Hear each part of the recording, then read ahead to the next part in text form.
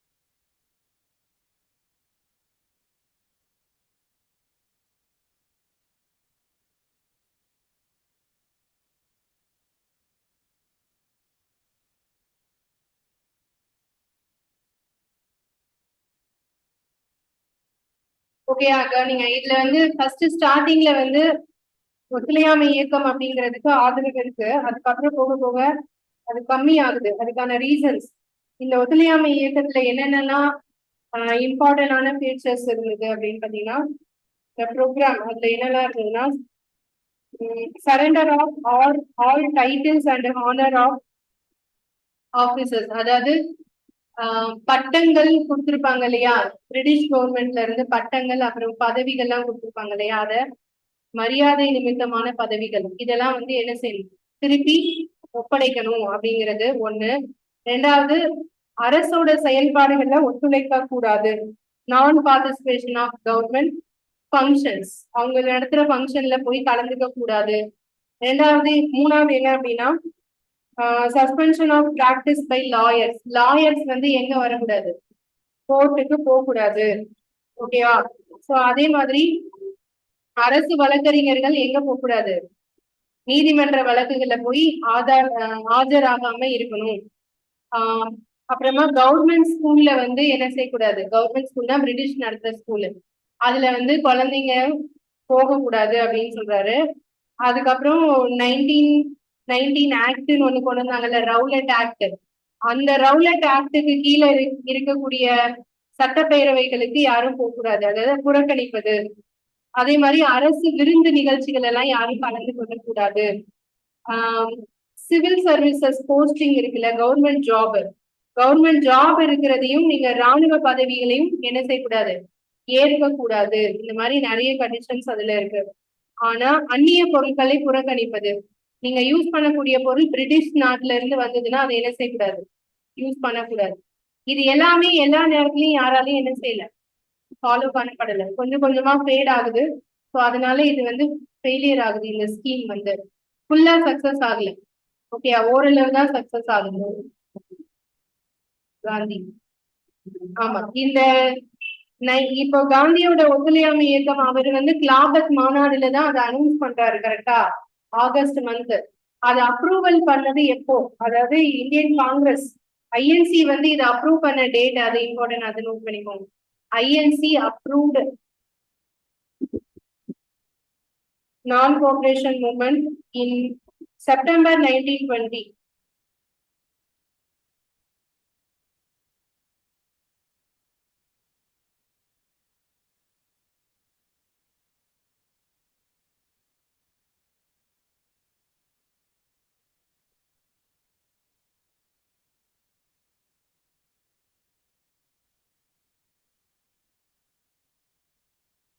September 1920ல தான் Indian national Congress வந்து இதை அப்ரூவ் பண்றாங்க.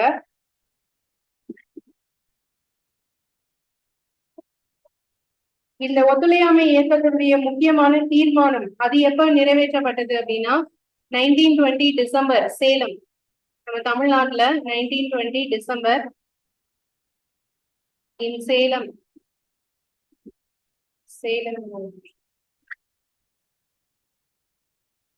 Sorry Nagpur, sorry, in 1920 December in Nagpur. நாக்பூர்ல இந்த தீர்மானம் வந்து நிறைவேற்றப்படுது.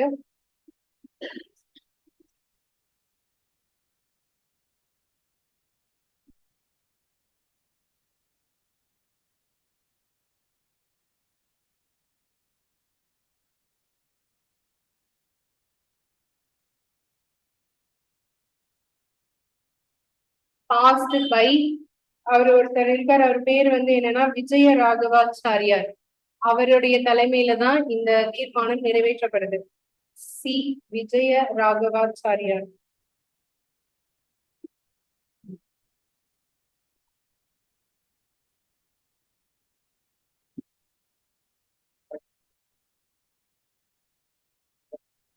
ஆயிரத்தி தொள்ளாயிரத்தி 20 டிசம்பர்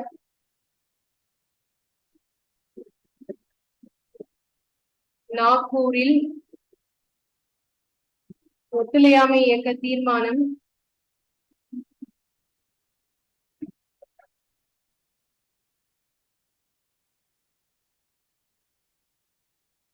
விஜய ராகவாச்சாரியாரால் தலைமையில் நிறைவேற்றப்பட்டது.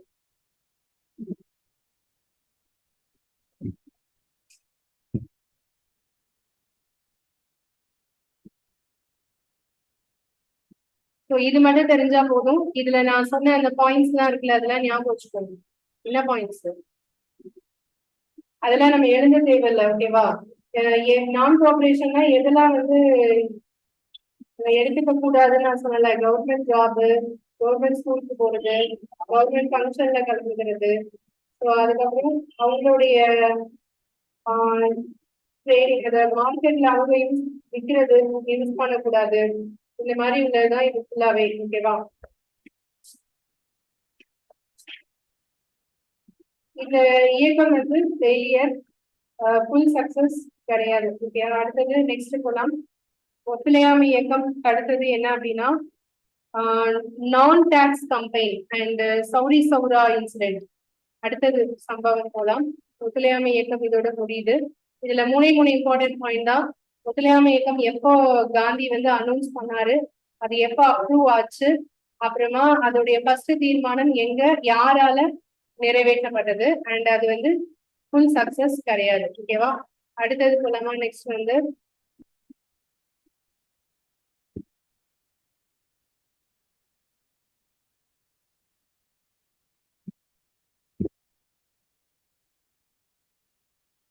நான் tax campaign and Chauri Chaura incident.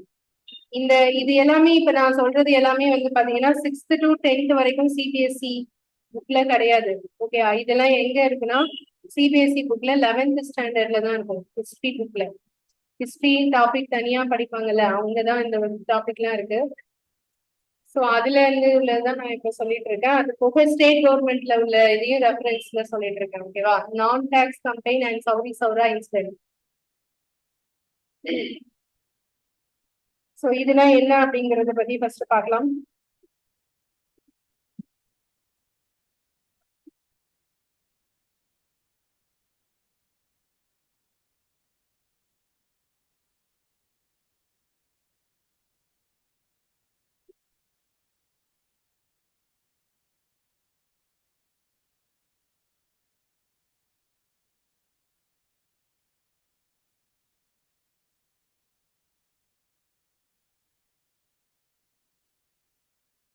Okay, இந்த சம்பவம் நான் ஃபர்ஸ்ட் கதையா சொல்லிடுறேன், அதுக்கப்புறமா நீங்க இதை எழுதிக்கலாம். இது தமிழ்ல வந்து வரி கொடா இயக்கம் மற்றும் சௌரி சௌரா சம்பவம்.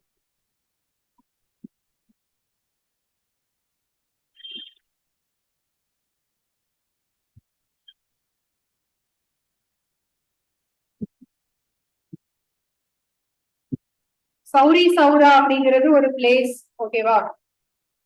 வரிகொடா இயக்கம் அப்படின்னா 1922ல காந்தி வந்து என்ன பண்ணுவாருன்னா நான் டாக்ஸ், வரி கொடுக்க முடியாது அப்படிங்கிற பிரச்சாரத்தை முன்னாடி வைப்பாரு. சோ அவர் போற இடமெல்லாம் வரி கொடுக்க முடியாதுங்கிற அந்த கோஷத்தை வந்து எழுப்பிட்டே போவாரு. சோ இது வந்து மக்கள் மத்தியில இவருக்கு ஒரு நல்ல பேரை கிரியேட் பண்ணுது. இந்த இந்த போராட்டம் வந்து நிறைய பேருக்கு ஆதரவு தராங்க. காந்தி வந்து எல்லா இடத்துக்கும் சுற்றுப்பயணம் மேற்கொண்டுட்டே இருப்பாரு. இல்லையா? அவரு யாருடைய அறிவுறுத்தலின்படி இந்த மாதிரி எல்லா இடத்துக்கும் போறாரு சொல்லுங்க. இந்த பாயிண்ட் நான் ஏற்கனவே சொல்லியிருந்தேன். காந்தியோட அரசியல் குரு ஒருத்தர் இருக்காரு. அவர் சொன்னாரு, என்ன சொன்னாரு, எல்லா இடத்துக்கும் போனாதான் மக்களை பத்தி தெரிஞ்சுக்க முடியும் அப்படின்னு அட்வைஸ் பண்ணியிருந்தாரு. அவரோட அட்வைஸை ஃபாலோ பண்ணிதான் காந்தி ஒவ்வொரு இடத்துக்கா போவாரு.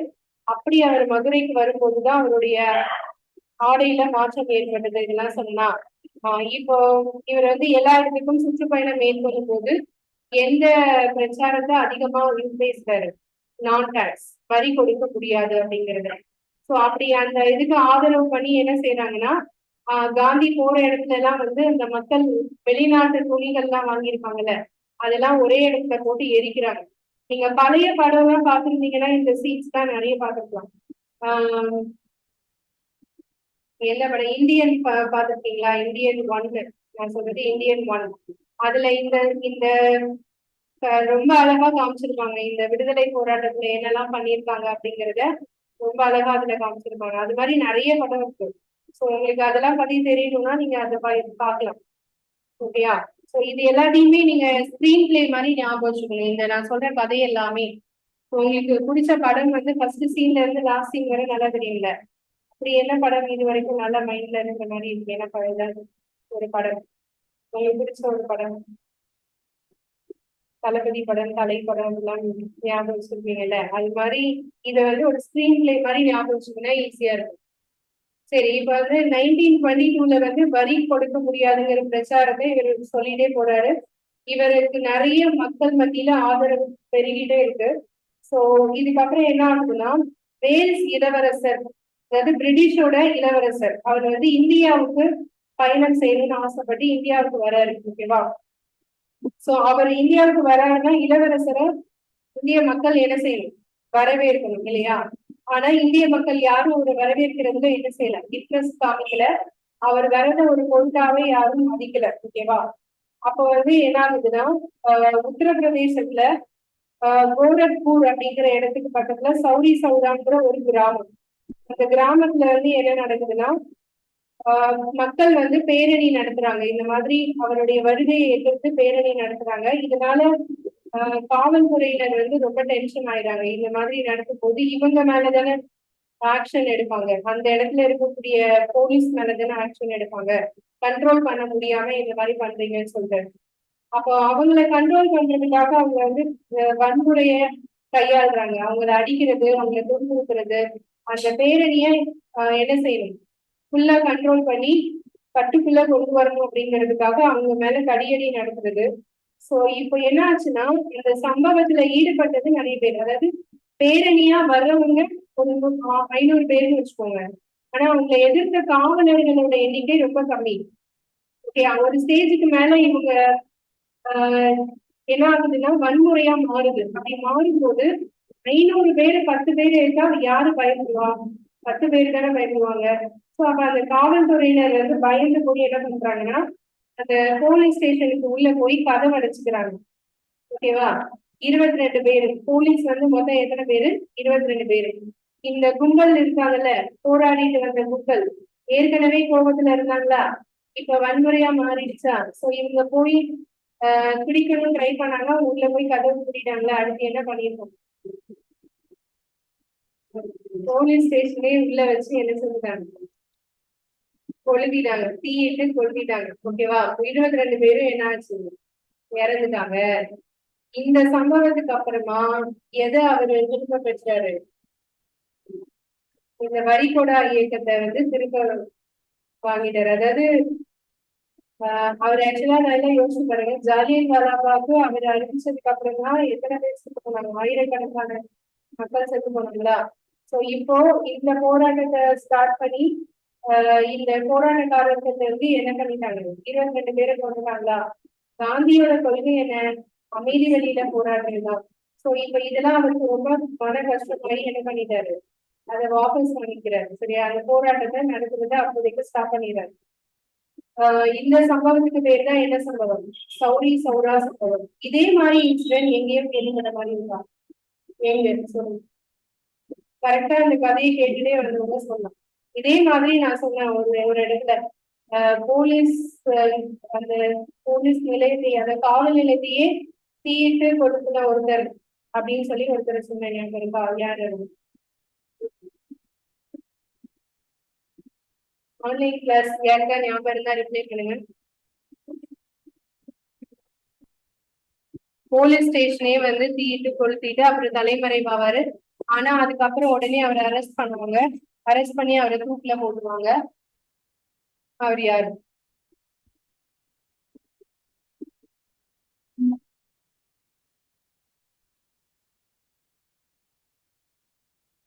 நான் சொல்ற சம்பவம் என்ன எந்த இடத்துல வருதுன்னு தெரியுதா? முண்டா.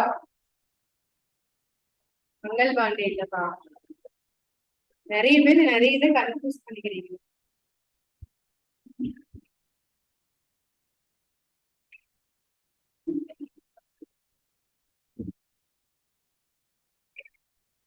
முண்டா ரிவோல்ட் ஒண்ணு படிச்சோம் ஞாபகம் இருக்கா? முண்டா ரிவோல்ட், முண்டா கிளர்ச்சி அப்படின்னு சொல்றது. அந்த முண்டா கிளர்ச்சியில வந்து அவருக்கு பேரு என்ன? பிர்சா முண்டா அப்படின்னு ஒருத்தர் பார்த்தோமா? சோ அவர் வந்து தன்னை என்னன்னு சொல்லியிருப்பாரு, நான் தான் கடவுள் அனுப்பின ஆளு அப்படின்னு சொல்லிட்டு அந்த கூட்டத்துக்கே தலைமை தாங்கி அந்த கிளர்ச்சியை நடத்துவாரு. சோ அதுக்கப்புறம் அந்த போலீஸ் ஸ்டேஷனே வந்து எரிச்சிருப்பாரு. ஓகேவா? அந்த அதுக்கப்புறம் இப்ப நம்ம பாக்குறோம். ஓகேவா? இதுல வந்து எத்தனை பேர் இறந்து போனாங்க? இப்ப சவுரி சௌராக்குவாங்க. சவுரி சௌரால எத்தனை பேர் இறந்து போனாங்க? 22 பேரு. ஓகே, இதுல ஃபர்ஸ்ட் பாயிண்ட் வந்து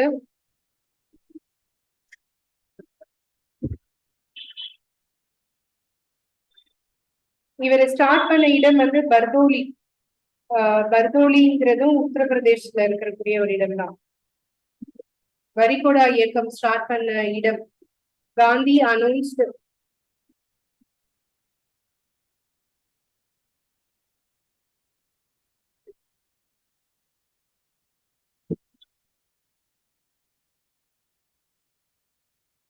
non-tax campaign in Bardoli in February 1922.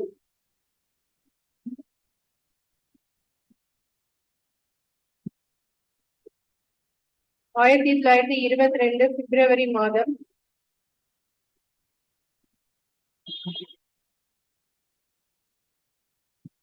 பர்தோலியில் Gandhi வரிகொடா இயக்கத்தை தொடங்கினார்.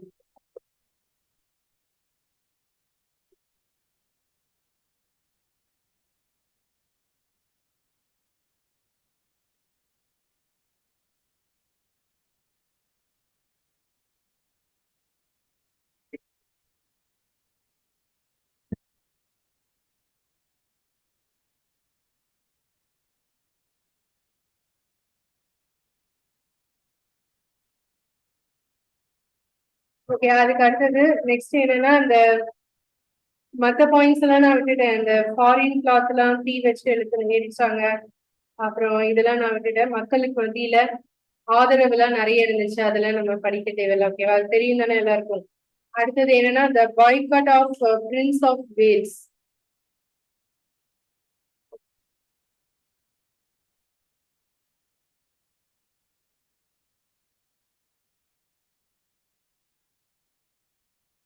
Prince of Wales visit to India.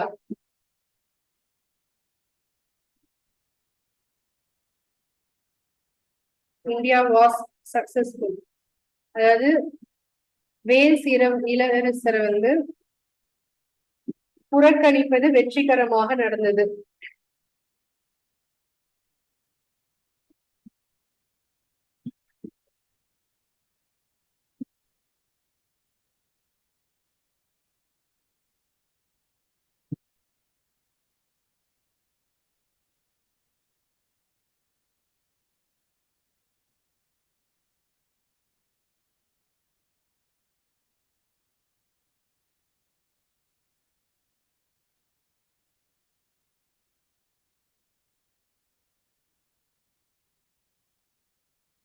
Okay, அடுத்தது next point. On 5 February 1922.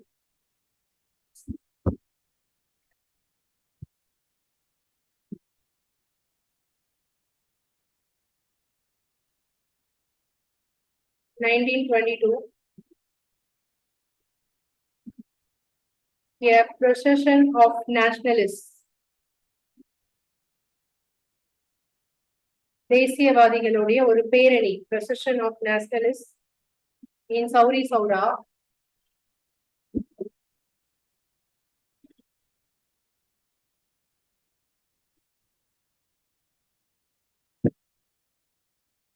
A village near Gorakhpur.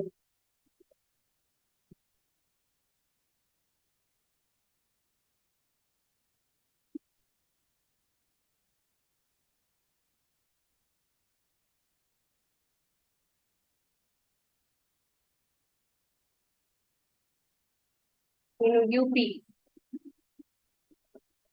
Provoked by the police turned violent.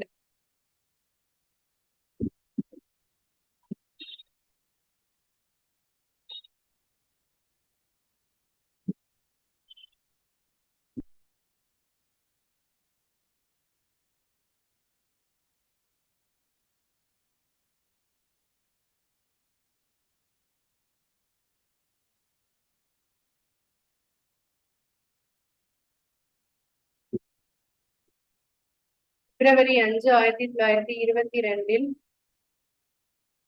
தேசியவாதிகள் நடத்திய பேரணி.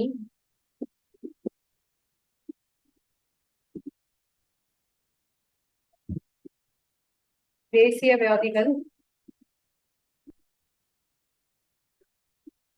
உத்தரப்பிரதேசத்தில் உள்ள கோரக்பூர் அருகே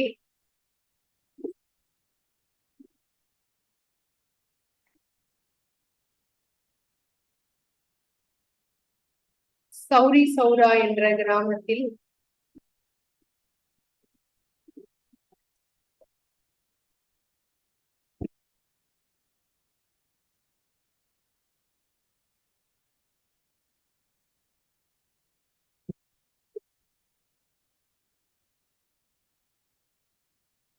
நடத்திய பேரணி வன்முறையாக மாறியது.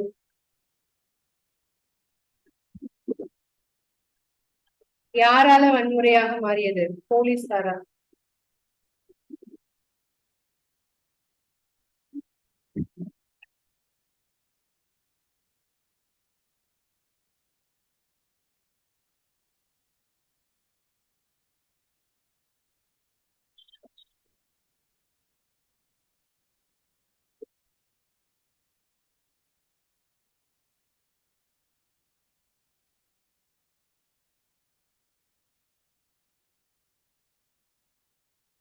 இதுவரை நோட் பண்ணியாச்சா? அடுத்த பாயிண்ட் போலாமா? Next point.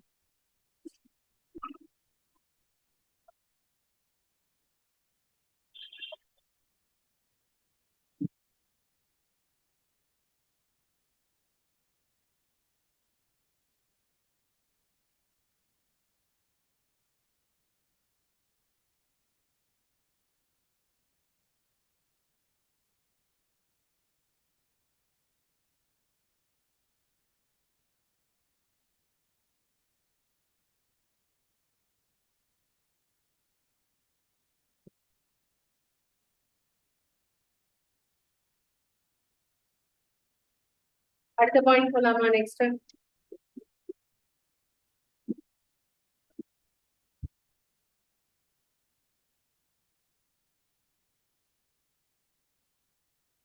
The mob burned the police station.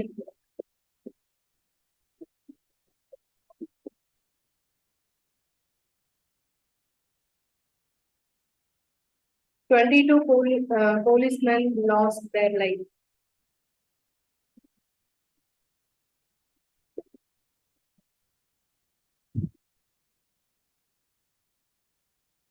பேரணி கும்பல் போலீஸ் நிலையத்தை, காவல் நிலையத்தை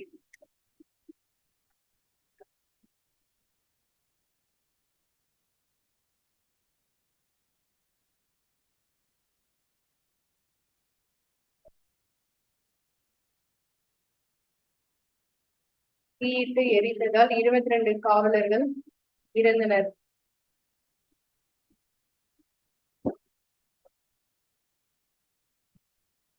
Gandhi immediately withdraw the movement.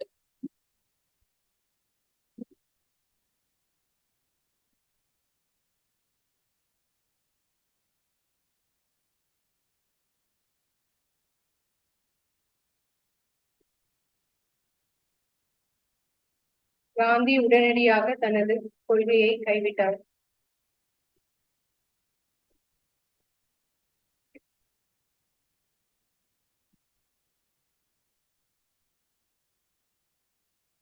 இதுல நிறைய பேருக்கு காந்தியுடைய லைஃப் பத்தி படிச்சவங்க, சில பேருக்கு காந்திய வந்து பிடிக்காதுன்னு சொல்லுவாங்க. கேள்விப்பட்டிருக்கீங்களா? ஏன் பிடிக்காதுன்னு சொல்லுவாங்க?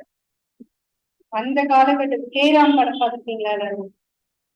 கேராம் படம் பார்த்துருக்கீங்களா? கமலஹாசனோட படம். அந்த படத்துல என்ன சொல்லியிருப்பாங்க? சரி, உங்ககிட்ட பார்க்காதவங்க கிட்ட சொல்லி கேட்க. கேராம் அந்த மூவி வந்து ஒரு சைடு காமிச்சிருப்பாங்க, காந்தியை பத்தி நல்ல தாட்ஸ் இருக்கிற ஒரு சைடும், இன்னொரு தாட்ஸ் இருக்கிற இன்னொரு சைடும் காமிச்சிருப்பாங்க. ஓகேவா?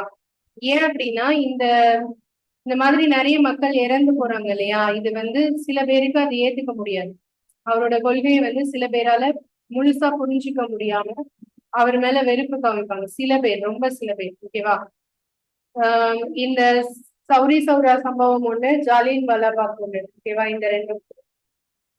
ஓகே, இது வரைக்கும் நம்ம இந்த நிறைய பேர் இறந்து போன இன்சிடென்ட்ஸ் எல்லாம் ஃபர்ஸ்ட்ல இருந்து பார்த்தோம்னா, இதுக்கு முன்னாடி சிராஜ் உத்தவ்லான்னு ஒருத்தர் என்ன பண்ணிருப்பாரு? இருட்டறை துயர சம்பவம், பிளாக் ஹோல் டிராஜடின்னு ஒண்ணு படிச்சோமா? ஒரே ரூமுக்குள்ள எத்தனை பேரை வச்சு இது பண்ணிருக்காங்க? 126 பேர். அதுல வந்து நிறைய பேர் செத்து போயிடுவாங்க இல்லையா? 146 பேர், அதுல 123 செத்து போயிருவாங்க. அது ஒரு பிளாக் ஹோல் டிராஜடி. அப்போ அதுக்கு அடுத்தது இந்த மாதிரி இப்போ ஒண்ணு பாக்குறோம். கரெக்டா? ஜாலியன் வாலாபாக் ஒண்ணு, அதுக்கப்புறம் இப்போ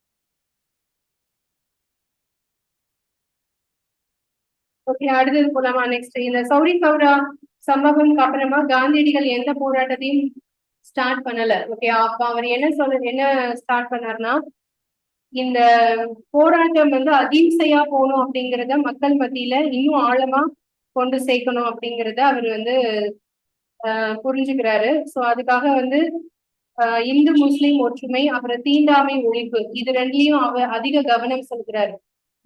மக்கள் மத்தியில ஒரு ஒற்றுமை இல்லாம இருக்கு, அது கொண்டு வந்தாதான் நம்ம என்ன செய்ய முடியும்? அகிம்சை வழியில போராட முடியும் அப்படின்னு சொல்றாரு. அப்ப காங்கிரஸ் உறுப்பினர்கள் எல்லாரையும் வந்து என்ன பண்றாருன்னா, இந்த மாதிரி உங்களோட ஊர் மக்களை வந்து என்ன பண்ணுங்க, இந்த மாதிரி தீண்டாமையில இருந்து வெளியே கொண்டு வாங்க, எல்லாரும் ஒண்ணுதான் அப்படிங்கிறத வலியுறுத்துங்க, இந்து முஸ்லிம் ஒற்றுமையை வலியுறுத்துங்க, அது வந்து எல்லாருக்கும் எடுத்து சொல்லுங்க. அதுலதான் கதர் கதர் இன்னும் கொண்டு வராரா? காந்தி உடுத்தக்கூடிய ஆடை எல்லாமே என்ன ஆடைகள்? கதர் ஆடைகள். எதுக்காக அது கொண்டு வந்தாங்க?